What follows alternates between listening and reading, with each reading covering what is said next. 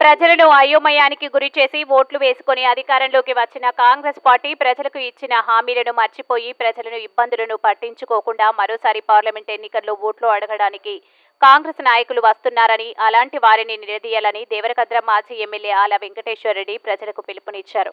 బుధవారం బూత్పూర్ మండలం తాటిపర్తి గ్రామంలో పార్లమెంట్ ఎన్నికల ప్రచారంలో భాగంగా ఎంపీ మన్నే శ్రీనివాసరెడ్డితో కలిసి నిర్వహించిన సమావేశంలో ఆయన మాట్లాడుతూ, కేసీఆర్ ప్రభుత్వంలో ప్రజలు ఎంతో సంతోషంగా ఉండేవారని, కాంగ్రెస్ ప్రభుత్వం వచ్చిన 5 నెలలకే ప్రజలంతా ఇబ్బందులకు గురవుతున్నారని తెలిపారు. అసెంబ్లీ ఎన్నికల్లో ఇచ్చిన హామీలను నెరవేర్చకుండా మరోసారి పార్లమెంట్ ఎన్నికల్లో ఓట్లు అడగడానికి వస్తున్న కాంగ్రెస్ నాయకులను ఎక్కడికక్కడ నిలదీయాలని, కాంగ్రెస్ పార్టీకి వాత పెట్టాలని అల్ల వెంకటేశ్వరరెడ్డి పిలుపునిచ్చారు.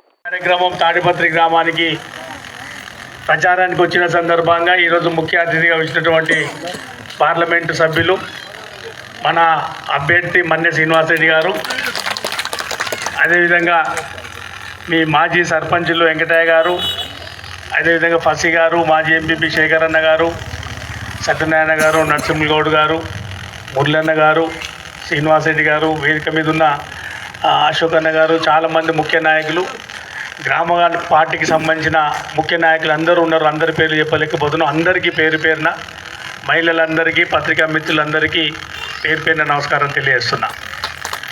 ఇంతవరకు అన్నవాళ్ళు మాట్లాడినట్లు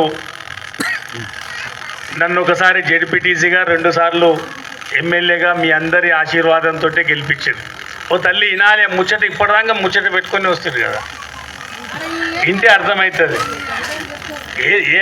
ఏం అర్థం, మీరు ఒకసారి జెడ్పీటీసీగా గెలిపించారు, 2 సార్లు ఎమ్మెల్యేగా గెలిపించారు. మొన్న జరిగిన ఎమ్మెల్యే ఎలక్షన్లో కూడా ఈ ఊరు మంచి మెజారిటీ ఇచ్చారు.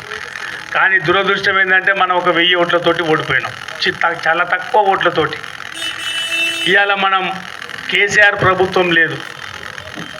కేసీఆర్ ఉన్నప్పుడు ఎట్లా ఉండే, కేసీఆర్ ప్రభుత్వం లేకుండా అయినాక ఎట్లా ఉంది అన్నది ఒకసారి మనం ఆలోచన చేసుకోవాలి.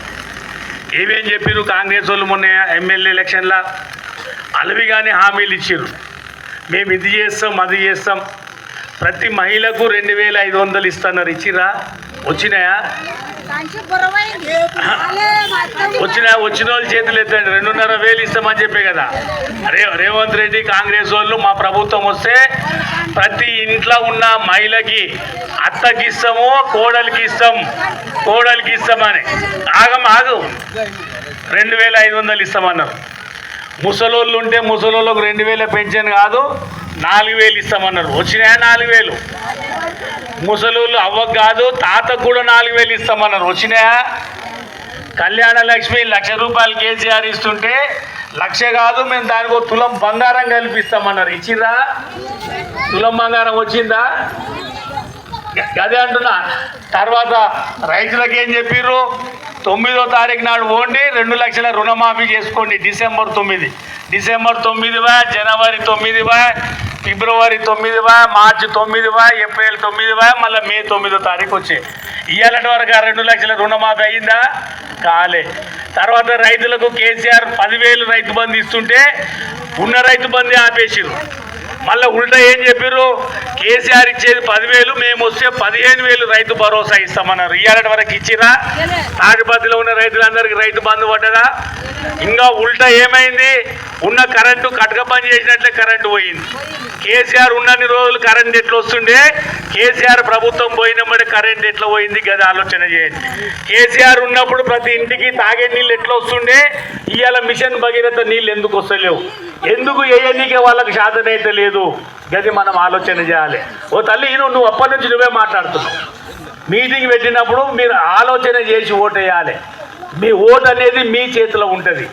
మీరెంత తెలివిగా ఓటేస్తే గంత ప్రభుత్వం మంచిగా వస్తుంది. ఇవాళ కేసీఆర్ లాంటి నాయకుడిని ఓడగొట్టుకున్నాం. ఇవాళ కేసీఆర్ పోయిన తర్వాత వాళ్ళు కేసీఆర్ కంటే గొప్పగా చేస్తామని మాటలు చెప్పారు. 5 నెలలు అయిపోయింది, ఇవాళ వరకు ఒక్కటి కూడా అమలు చేయలేదు. అందుకే ఇప్పుడు పార్లమెంట్ ఎలక్షన్లు జరుగుతున్నాయి. ఇలా మళ్ళీ మనం కేసీఆర్ ఎంబడి, కారు గుర్తు ఎంబడి నిలబడాల్సిన అవసరం ఉంది. ఇప్పటికి కూడా మళ్ళీ కాంగ్రెస్ వాడు వస్తారు ఊర్లకి, మీరు మళ్ళీ ఒకసారి వేయండి, మేము చెప్పినవన్నీ చేస్తామంటాడు. ఇప్పుడు మనం వాత పెట్టే టైం వచ్చింది. మీ ఇళ్ళల్లో పోయినాక ఆలోచన చేసుకోండి. ఇప్పుడు పోయిన ఎమ్మెల్యే ఎలక్షన్లో చెప్పినవి వాళ్ళు చేయలేదు కాబట్టి ఈ ఎలక్షన్ల కాంగ్రెస్ వానికి వాత పెడితేనే భయం అనేది ఉంటుంది. అరే ఈ మనం చెప్పిన మాట మనం నిలబెట్టుకోకపోతే ప్రజలు తెలివితోటి ఉన్నారు, సందర్భం వచ్చినప్పుడు వాత పెడతారు నాయన అనేది వాళ్ళకి తెలవాలంటే మనం 100% కారు గుర్తు మీద ఓటేయాలి. అంతే తప్ప ఇంకా మళ్ళా ప్రభుత్వం ఉంది ఏదో మాయ మాటలు చెప్పేసి ఊళ్ళో ఉన్న లీడర్లు అది ఇది చెప్పేసి ఓట్లు వేయించుకుంటే మళ్ళీ 5 ఏళ్ళు ఎవడు పట్టించుకునేటోడు ఉన్నాడు. అందుకే మీ పక్షాన కొట్లాడాలంటే, తెలంగాణ ప్రజల పక్షాన కొట్లాడాలంటే మన్య శ్రీనివాస్ రెడ్డి అన్న ఎంపీగా గెలవాలి, కేసీఆర్ గారికి బలం కావాలి. అందుకే సామాన్య జనాలే అర్థం చేసుకోవాలి, మాయ మాటలకు లొంగొద్దు. మనం కేసీఆర్ ఉన్నప్పుడు ఎట్లా ఉండే మీ ఇళ్ళకు పోయినాక ఆలోచన చేసుకోండి. 10 ఏళ్ళు కేసీఆర్ ఉన్నప్పుడు ఎట్లా ఉండే రాజ్యము, ఇలా కేసీఆర్ పోయిన 5 నెలలకే మళ్ళీ 10 ఏళ్ల క్రితం 2014 కంటే ముందున్న కష్టాలన్నీ మళ్ళీ కళ్ళ ముందలు వస్తున్నాయి.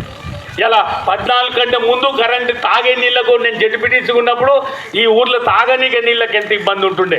అప్పుడు నా నిధులు లేకున్నా కూడా డ్యూటీపల్లికి వెళ్ళి పైప్ లైన్ వేయించి ఈ ఊరికి నీళ్ళు ఇచ్చినాం. అయినా అంత ప్రేమ మీరు కూడా చూపించారు. జడ్పీటీసీగా గెలిపించారు, 2 సార్లు ఎమ్మెల్యేగా గెలిపించారు, మొన్న కూడా లీడ్ ఇచ్చారు. కాకపోతే తక్కువ ఓట్లతో ఓడిపోయినాం. ఇలా నేను తక్కువ ఓట్లతో ఓడిపోయినాం, కేసీఆర్ కూడా తక్కువ ఓట్లతో ప్రభుత్వం పోయింది. కానీ ఇలా కష్టం ఎంత కష్టం వచ్చిందో మీ అందరికీ అర్థమవుతుంది. ఇయ్యాలటికి రైతు బంధు పైసలు వల్లే, ఇయ్యాలటికి పెన్షన్ పైసలు వల్లే.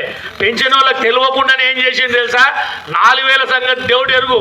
జనవరిలో అయితే ఆ 2000 ఇచ్చేది కూడా మాయం చేసిండు తెలియకుండానే. జనవరిలో 2000 ఏనే లేదు. ఇలా ముసలోళ్ళకేమో మాటలు చెప్పారు, పాపం అమాయకులు వాళ్ళు నమ్మిరు నిజంగానే 4000 వస్తాయి కదా అని. ఇలా ఉన్న 2000 వచ్చే పరిస్థితి లేదు.